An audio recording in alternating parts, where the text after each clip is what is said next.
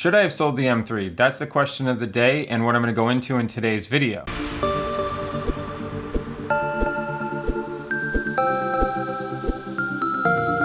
So as you know, I sold the M3 last spring, and here it is November. Why would I still be talking about it? Well, the simple reason is that there's actually 5 categories on why I'm still thinking about it and even possibly getting another one in 2021. So first off, I will not be selling the GT4. I'm not saying, go back to the M3.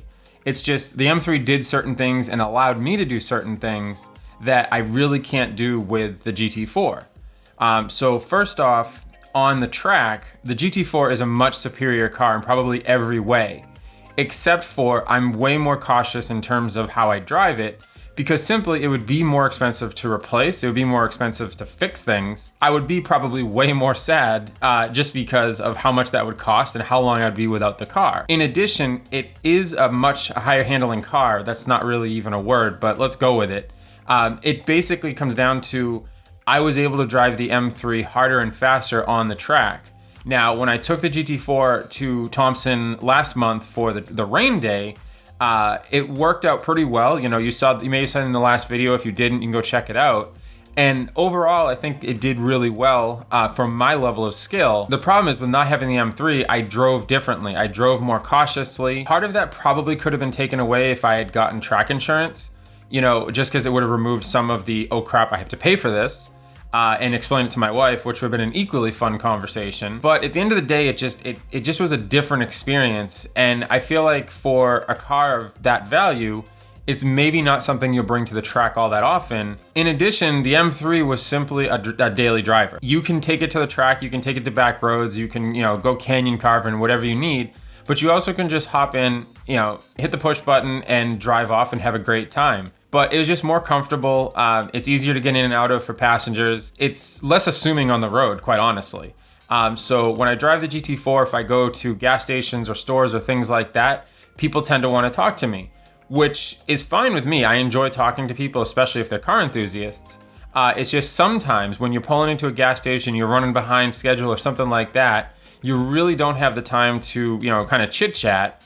And quite honestly, it does get tiring how often people say, hey, do you want to trade cars? I get it. It's totally fun. I used to do it. In fact, I'll even do it with the GT4 if I pull into a gas station and there's, say, like a GT3 RS or a Ferrari or something. I'm like, hey, do you want to trade cars for the day? And usually they're car enthusiasts, so we have a quick conversation. But it's just, the M3 allowed me to kind of move more in silence, if there's any other way to explain it. And that just allowed me to kind of like fly under the radar, both with cops. Granted, I have a bright red car versus a gray car. So if the M3 was red, I think it'd probably be in the same place. So the next thing that I want to talk about is maintenance. Now, with the GT4, I haven't had to actually do any maintenance. It's coming up on its first oil change now. And I have a lower profile jack stand, I have a lower profile jack. I have jack stands, I have the oil from FCP Euro, and I could go and do the oil change myself. The problem is that it's much lower to the ground. I don't really know enough about this engine or this platform to really know where things are. So for instance, if you actually go into what would be the trunk of the car, there's 2 plastic caps that you take off, and one is for your windshield washer fluid and other is for your oil. So you would need to open that so you can drain the system. You need to refill it into the back of the car, which is essentially where the engine is. It's a mid-engine car, but you basically, that's where the engine is, so that's where you have to fill it. And unfortunately, you're inside of the car, so the chance of spilling something and making an awful mess is quite higher than, say, if you're in an engine bay of a vehicle. Truth be told, the other factor of maintenance is that I don't really know what I'm able to do myself. I mean, granted, I could do anything as long as I have the tools and the ability to want to learn or just know how to do it. However, you can see in the back of the car, there's no space, there's no engine, right? It's in there, but it's underneath all of this, carpet and plastics and everything like that. And it's a little daunting how to take this all apart, make sure you're not breaking things. Whereas with the M3, I just pop the hood and I go in there. I did the throttle actuators, I did battery replacements, I did the ground strap, I did brakes. I did not do rotors, got a little over my head there. So I had the shop that ended up doing my rod bearings, another thing I did not do, have them do that as well. but I was able to do general maintenance and kind of just upkeep, as well as change things in the interior. With the interior on the GT4, everything's kind of the way that it is. There's not much you could change, and I kind of liked that when I bought it.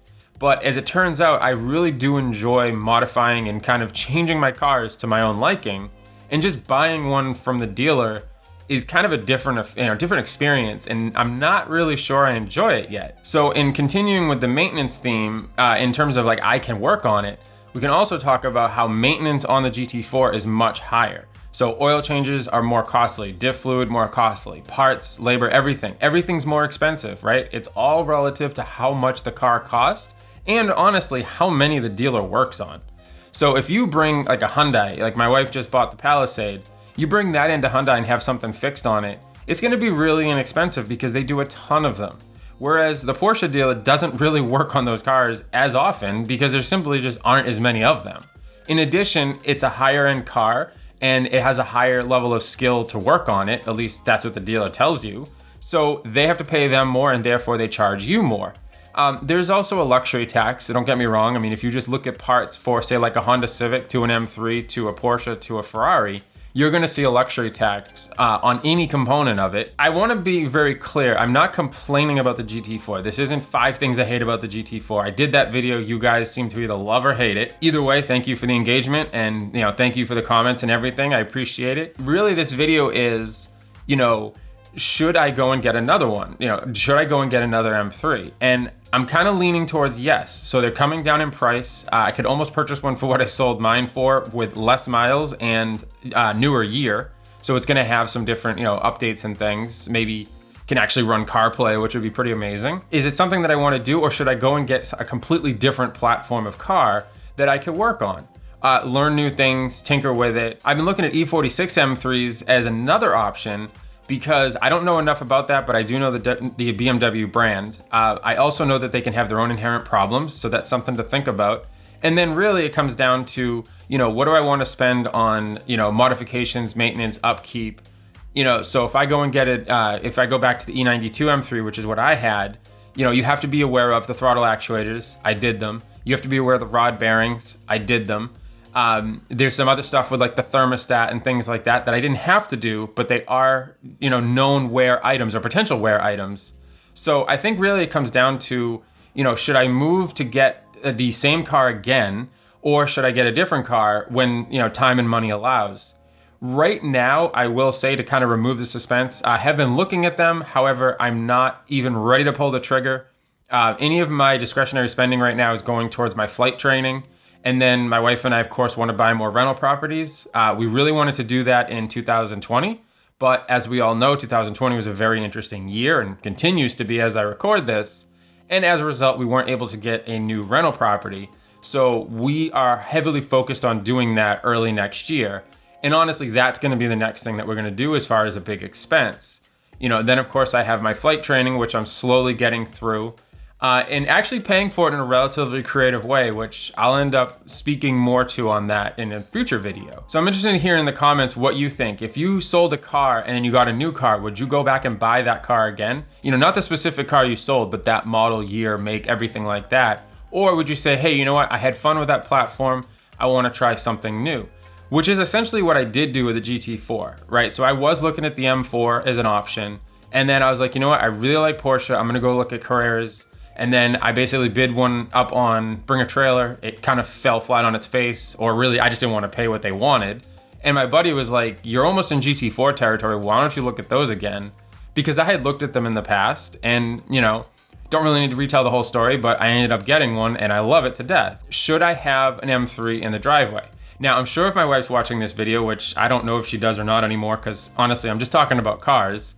I have not purchased one. One is not coming on a trailer or anything like that. It's just something I'm thinking of doing in the future, probably next year sometime. And I really just kind of want to see, what your thoughts are. Would you do the same? Would you go purchase a car that you had before, or would you move to a different platform? So as always, appreciate you guys checking out this video. Please like, comment, and subscribe. Hit the notification bell to see the latest videos, and I will catch you in the next one.